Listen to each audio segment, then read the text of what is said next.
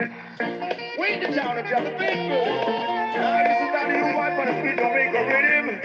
Really got this coming your way like I was saying. Me and me brethren, them a sit up on the corner. Light up the fire and a boil green banana. Later we a pick up the glue out the hell shock. Little stop by my girlfriend Lana. Long time when I see her, when a long time on. Play some music to the side that I've been my yard. I feel like jamming to the reggae beat. Bubble up your body, just a move your feet. I feel like jamming to the sweet vibration. Whoa, sweet Jamaica. If you love Jamaica, let me see your hand.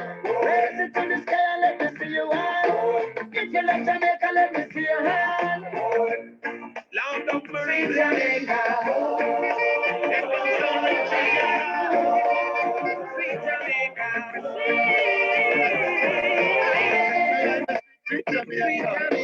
All over the world, about the jam rock fever. One strong people with a powerful culture.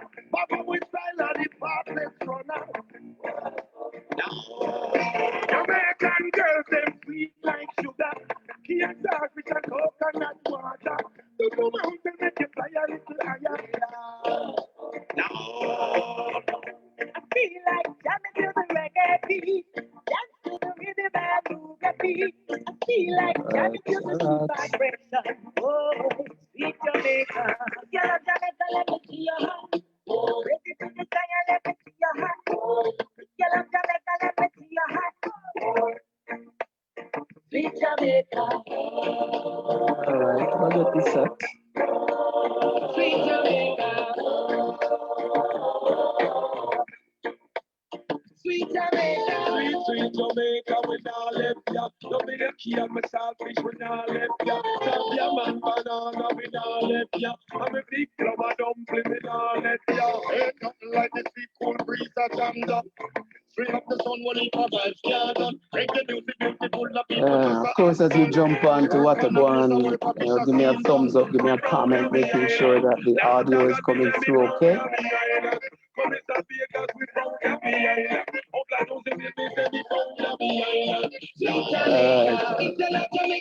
Sounds funny. I'm not sure why that's happening, Raymond. Greetings, greetings. Blue sky.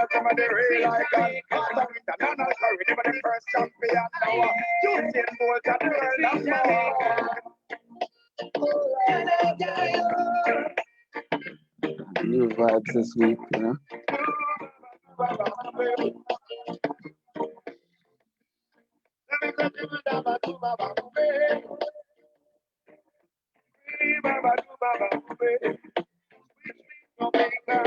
Of Daddy Uri.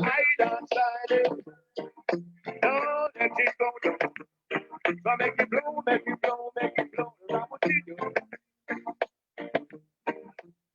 You say I got with it. I'm not with it. Sweet John done with it. Yes, we said we're not going away. And you see them, and you see them, and you see them down in Jamaica. And hey, yes, that's why we say, we shout at the people. The people is coming away, and everything like I was saying anyway. Then you will hear it when you play. Yeah.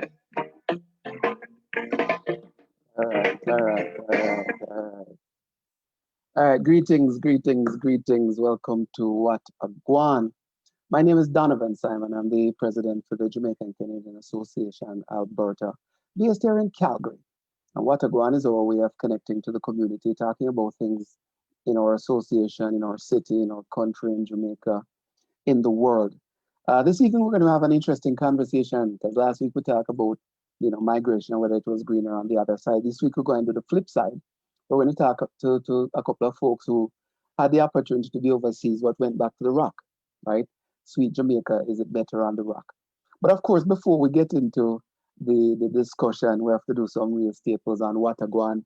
The first one is the patois word or the patois phrase of the day, right? Greetings, Rowena. Greetings. Big up yourself. And this one is going to be simple, because the last couple of weeks we have been doing these double words. We talk about how interesting patois is, where for whatever the reason is, we can't use the one word, we have to do it double. So I remember we did the guani guani, we have done fenke fenke. I was talking to my father last night, and my father is an amazing guy, old man, we call him. And he was saying that somebody fool fool. So the patois word or patois phrase of the day is fool fool.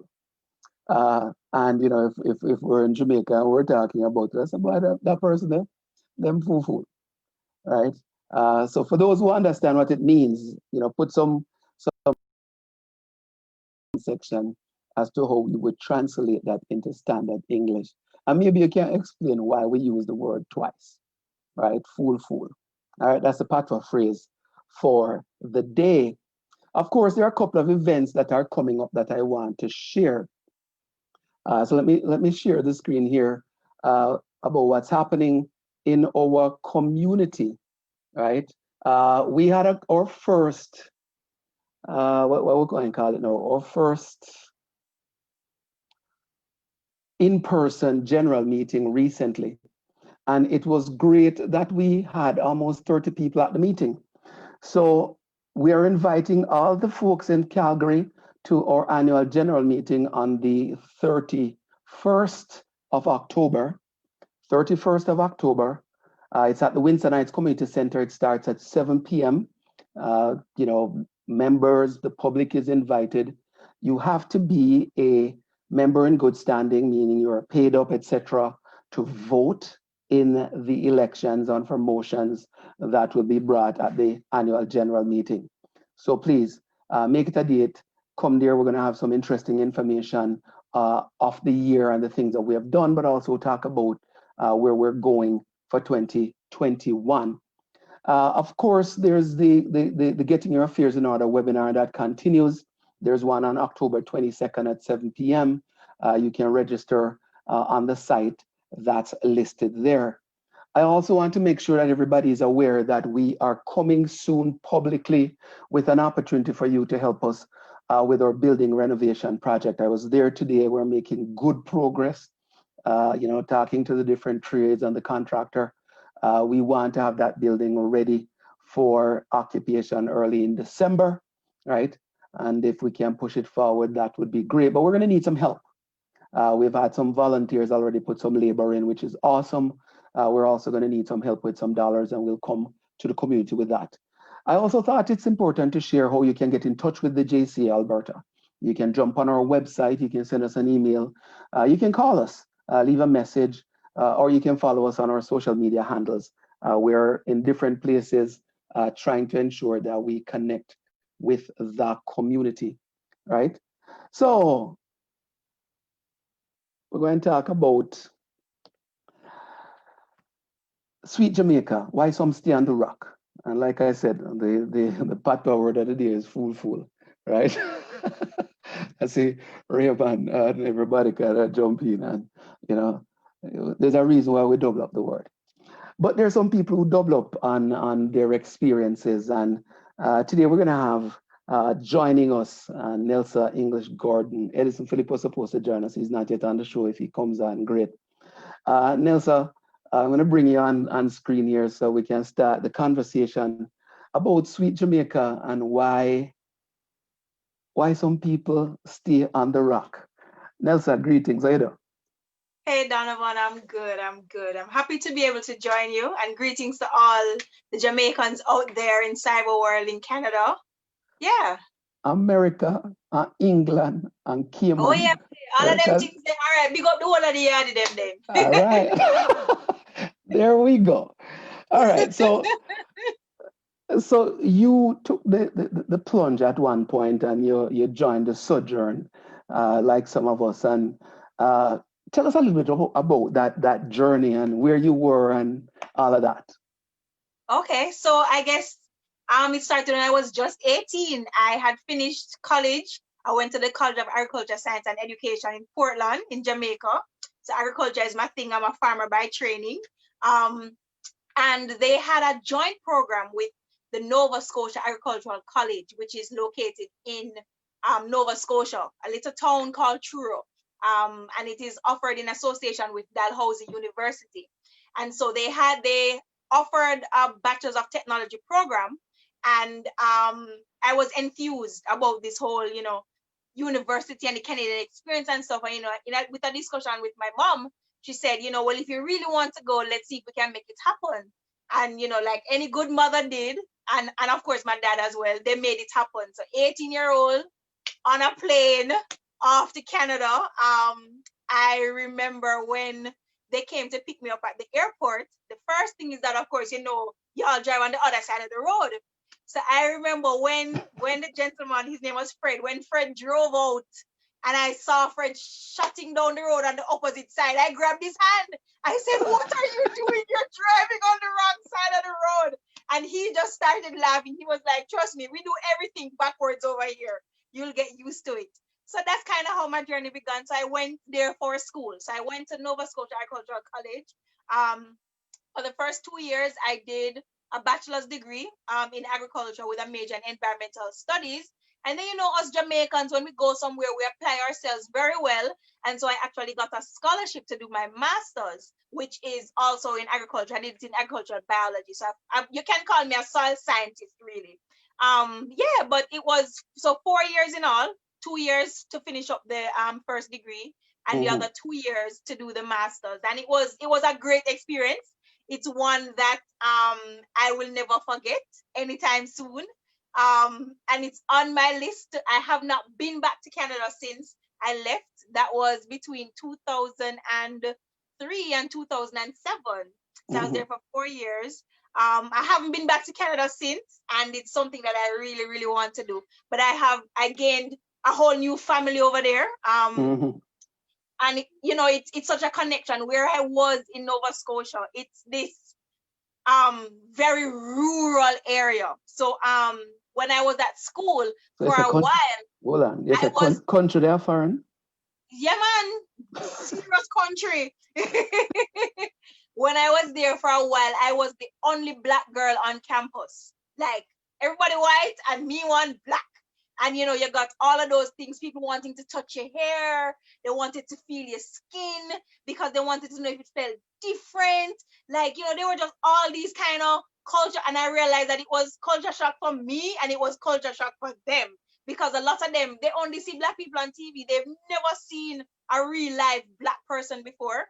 So, it was a kaleidoscope of experiences and stuff, but it was good and I loved it. So clearly you enjoyed the experience, right? What was your reason for then saying, all right, despite the fact that I had that opportunity and I'm here and who knows, I might have wanted to stay in Canada, you made the choice to go back to Yard, right? I'm one of those patriotic ones.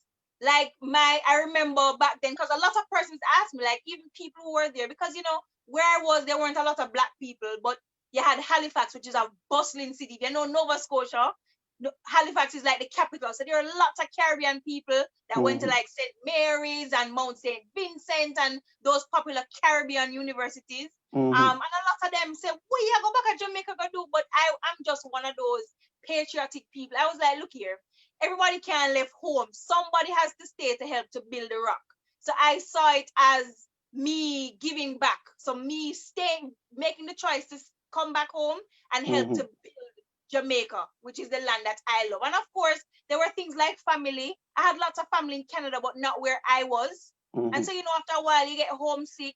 So I had family. My little boyfriend at the time was back here too. So, all of that factored in. And I should say he's now my husband. We've been married for 10 years. All right, so it worked out for him and you. It worked out, and it worked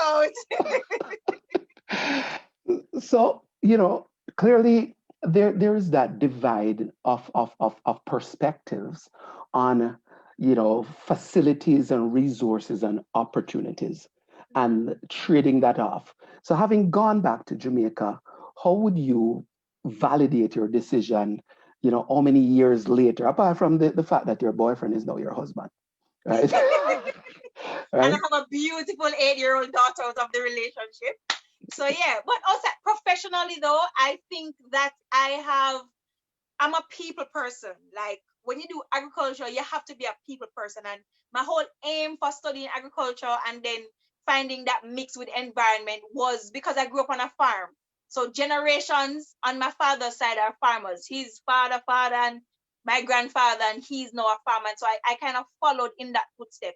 And I remember, there were some challenging times for us when we were growing up. So as a farmer, things change. So my father was a huge dairy farmer at one point, and then they invented um powdered milk, and when Mhm. milk powder came around, the dairy industry basically crashed. And so I remember my father losing, having to give up all of that, left farming, went to go be a delivery man for Courts.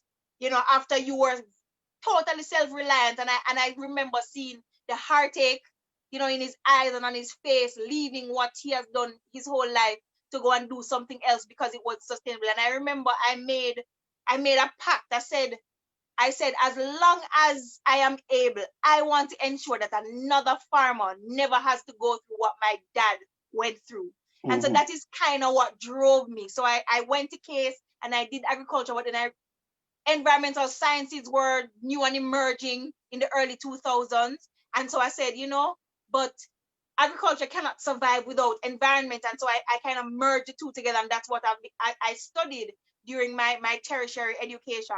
And I said, okay, now that I've amassed all of this knowledge, I need to go home now and ensure that I share with farmers, I teach farmers, I train farmers to ensure that they don't get into that kind of situation where they have to give up the thing that they know and they love because, for lack of knowledge or for lack of Yeah, opportunities. So that's yeah. what I've been doing for the last 12 years.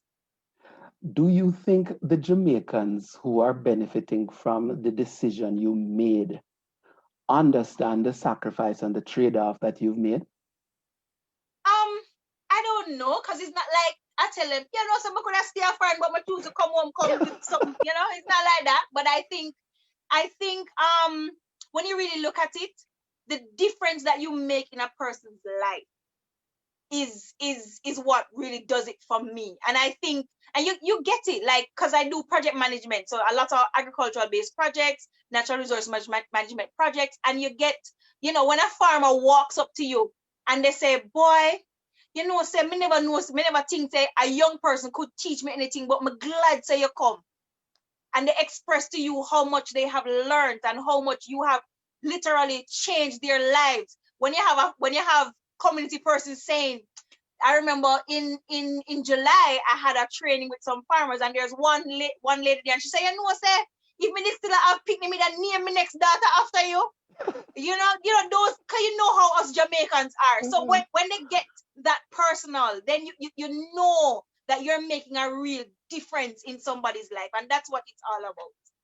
Well, that's awesome.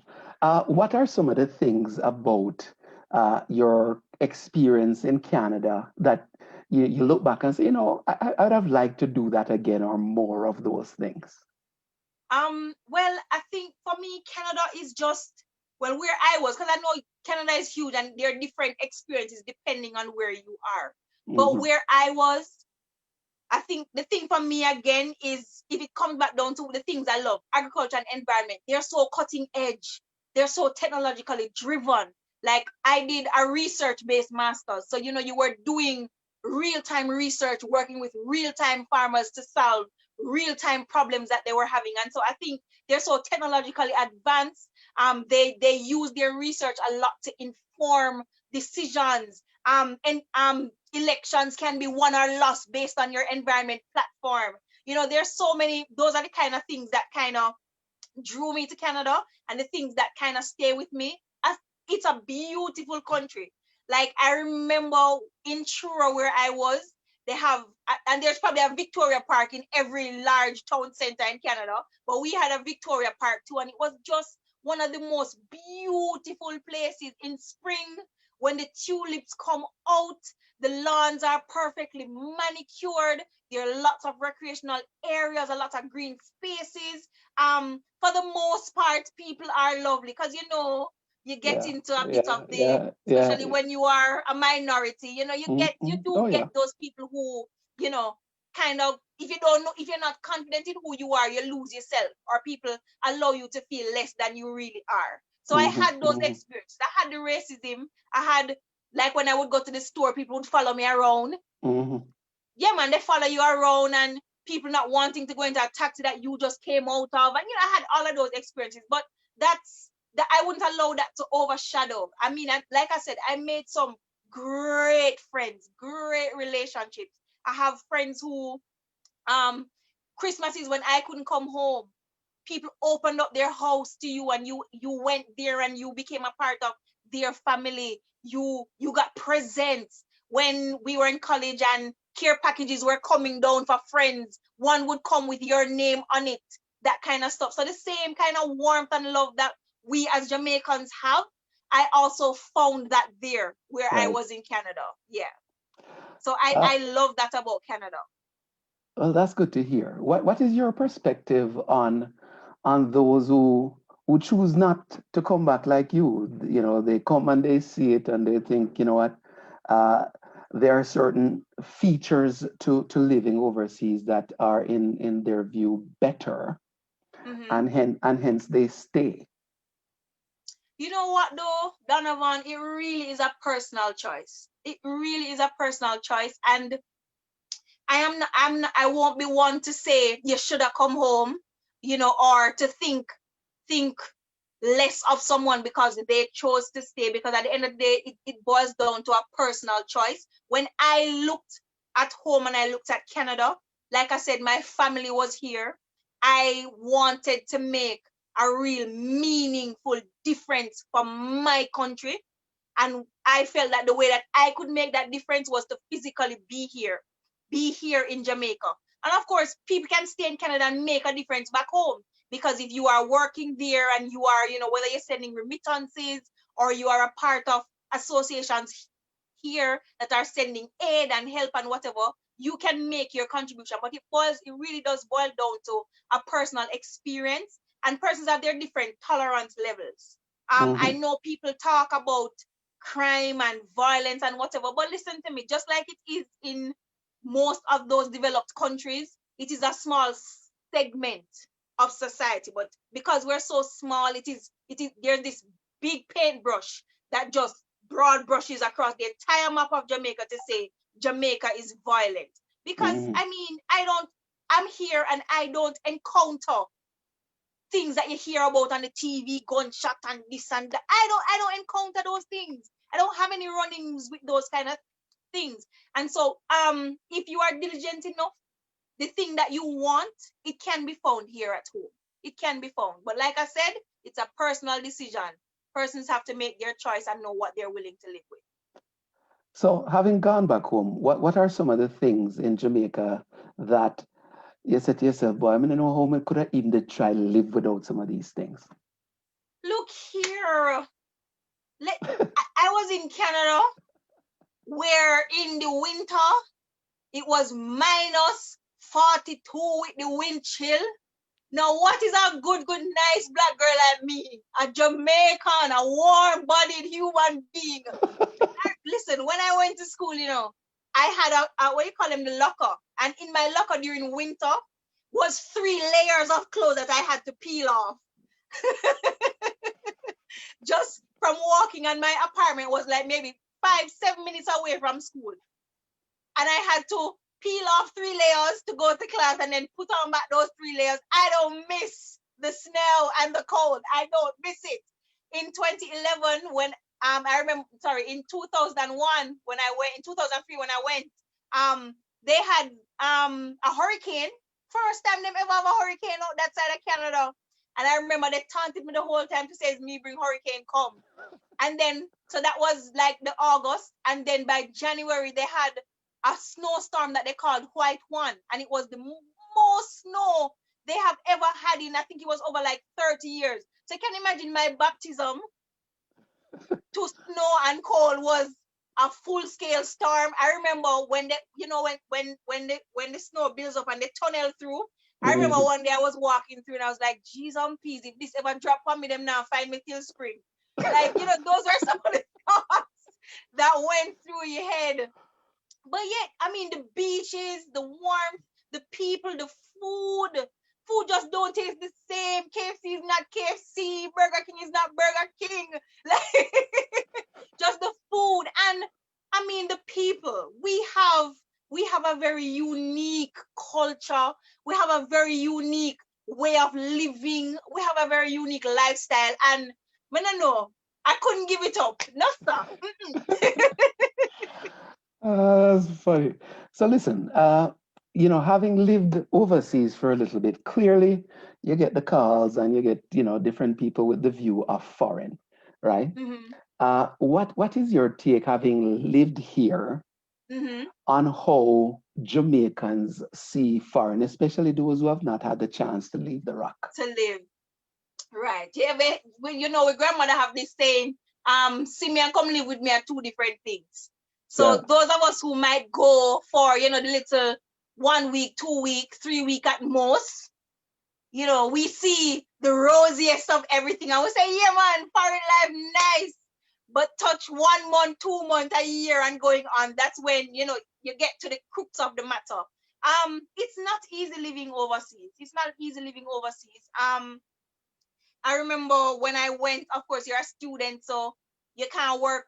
At the time, you could only work on campus. So you had to be competing with everybody else for jobs. The good thing about where I was is that they really had a great international student association. So they gave preference to international students for jobs on campus and stuff because they knew that we could not work off campus. So when you go, you don't necessarily have all the financial resources that you need. So you go with intention that you're going to work. It was hard work. I worked and studied. So it's no easy feat. Yes, my parents gave me enough to cover tuition, Mhm. but I had to work to Mhm. ensure that I had. And the other thing is, you don't want to put. There are 4 of us as children, and I have 2 younger brothers who were behind me. I didn't want to put too much pressure on my parents, so I worked and I studied. Like, same amount of hours I'm work, same amount of hours I'm study. I worked and I studied to get through college without being too much of a burden on my parents. The other Hold thing on, is, I want to make it clear. And when rain fall, get to say you can't go work. no, hello, rain or shine, snow or sleet, there is no calling in. I don't think I'm gonna make it today, because if you don't go, they're gonna come back tomorrow.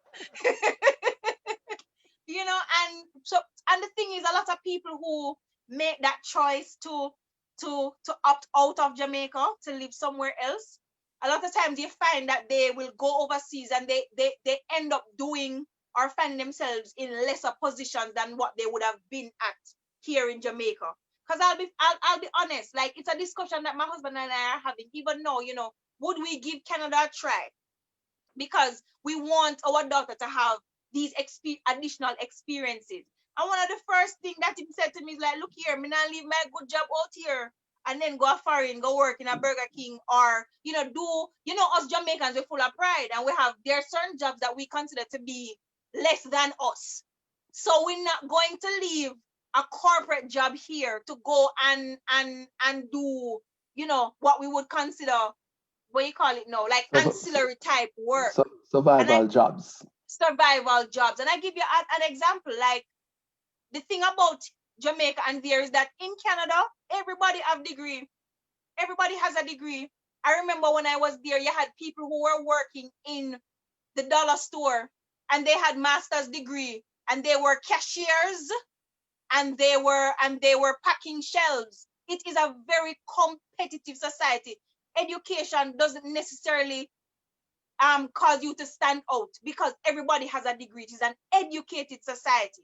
So if you're looking to come into Canada, you have to go make a decision whether you're going to leave a corporate, elitist type job and go over there to do something that if you were in Jamaica, you wouldn't be doing it. And you wouldn't be too quick to call back home to say, oh, I get to work and I'm doing so and so and so. Yes. So, those are some of the things that you have to think about. It's a different kind of structure as well. So we back home, we benefit from a more what you call it now? Like a freer way how we work. There's a lot more heart in how we work. So you can genuinely call in and say, I am not coming in today and it is okay. Whereas from my experiences, that's not necessarily okay. Like in Jamaica, I can take a mental health day. So I'm not going to work today because I just want meds. My brain just not right, and I just want whole of meds. You cannot call your boss and say, "Oh, I'm taking a mental health day today." You know, like so. There are certain things, certain privileges that we have here that we enjoy that we might not even see as privileges, but having lived in another country, you realize that hey, say it's not too bad back home, because it can be, yeah. So those are some of the things that are different. The food different, the culture is different. So if you're going to go to live in a country like Canada, you have to be very open in your thinking because you will be confronted with things that back home you would have tried fire, brimstone, and lightning, but you're going to see it nice and open, and so you have to be willing to be okay with a lot of things. Not that you're going to let it compromise your own beliefs or your morals or whatever, but you have to realize that you're in somebody else's country, and if you're going to live there, you have to be okay with some things. So those are some of the things that are different. So listen, there are some of us who try to connect with Jamaica, even though we have chosen to live abroad. What are some of the messages, if you had a chance to talk to us in the diaspora, that you'd want us to hear? What are some of the things that you think the Jamaicans who have chosen to live overseas should hear from somebody like yourself? Well, we don't fault you for your choice. So we don't fault you for your choice. From your barnya, you are always one of us, no matter where you are. And one of the things about us as Jamaicans, we're proud. We're proud when we know that we have people all over the world. You know the saying, if you go anywhere in the world, you can find a Jamaican. We tend to, infiltrate all ends, and that's just how it is. And while you are there working and thriving, just remember yard. Remember back home, remember the place that gave you your start. There are lots of ways. I know that again, media might portray things to be dim and gloomy and those kind of things. But again, don't allow that to overshadow your thoughts towards Jamaica. Because again, it's a small sect. Yes, it might look big, because unfortunately we still wash a lot of our dirty laundry out in public, whereas other countries who have worse problems than us keep theirs under the carpet, but we haven't matured to that level as yet. But reach out. There's so many persons here who need help. It could be a student really genuinely looking to get an opportunity to study in Canada, who just needs some guidance. Even since I've been back, I have had lots of people reach out to me. They just hear that I studied in Canada and they say, oh, my child is thinking about studying in Canada. What can you share? So even something, and I remember I met a young lady who she got through and she what you call it now, she deferred because she didn't know what to do. She didn't know what was the first step to make. And so having things like associations that, if you are planning to study in Canada, here's a Jamaican group. Because trust me, when you come there and you have nobody that is like you, that looks like you, it can be it can be very overwhelming. So reach out to Jamaican students. If you're in and around the university, let them know that you are around and you care about them. And of course, the tangibles. So the giving back. So whether it is you're going to, partner with a church, partner with an NGO, a not-for-profit group. There's lots of help that is needed here. And if it is that you are in a position where you're not comfortable and you are where you can lend some support, then, by all means, find ways to give back. Of course, I'm going to advocate for the farmers. and it's so much more than, I'm not talking about things like farm work programs and those kind of things, but even partnering to bring some more of those technologies into the Jamaican sphere, so that farming, so that the imagery of farming can be moved from the man in the tear up pants and the dirty clothes with the machete in his hand. You know, agriculture is so much more than that now. And so, you know, investing in community groups or, you know, entities that can help to raise the profile of agriculture, because at the end of the day, it is about feeding ourselves. And if we can't feed ourselves, it matters not how affluent we are. It matters not the size of the houses where we live. We're all going dead for hungry. So, you know, just find ways to give back. We're going dead earlier than others do. Yes. All right, listen, Nelsa, this has been fantastic. Thank you. Yeah, man. Thanks for joining Watagwan. Thanks for sharing your perspective. Thanks for contributing to Canada, but also going back and contributing to the Rock, because I mean, you know, we have to contribute from all places, and the fact that you have chosen, yeah, man, the fact that you have chosen to go back and get it done is commendable and awesome. So thanks for being on the show. Take it easy. Take care. But I wish you could. Which part of the country are you in? I am in Portmore. Portmore for sure. All right, Portmore. So is that pity I couldn't send you over here to go buy some fish and festival and thing and send for me? Hello, curfew. I know 8 o'clock gone. Heroes Weekend, place like not even Heroes. Curfew starts at 3 o'clock on Heroes Weekend, so there ain't no going nowhere. All right. When it free up, mega link, you send. When it's free up, yeah, man. When it's free up. If you send some fish and some bammy and some festival for me, yeah? But do you better. When I come back to Canada, me come cook for you. Don't worry yourself. All right, there you go. You're not going to hell shop. All right, everybody hear that. All right, Nelsa English Johnson, folks, from Portmore, Jamaica, sharing her perspectives on sweet Jamaica, why some people stay on the Rock here on Watagwan. All right, Nelsa, take it easy here. All right, take care. Thanks for having me. All right, cool. Of course, you know, Watagwan, the patois phrase or patois word for the day was fool, right? Some people kind of fool sometimes, but some people are smart, right? Who knows? Thanks for watching Watagwan. As always, we want you to share the program with others, like our Facebook page, check out our Instagram page, check out our website, look out, you're gonna get some information shortly on how you can help us with finishing our renovation project. We are building a fantastic little facility here in Calgary to serve the community, and we're looking for you to help us. October 31, we're going to have our AGM, but we're going to do Watagwan again next week, and we're going to be discussing financial education. It's for everybody, and we're going to have Dolores McKenzie and Taz Rajan on the program, sharing with us their experience in financial education. You want to join us again at 7 o'clock. And like I said, share it with others so people can benefit. And the week after, we're going to discuss community leadership. What does it take?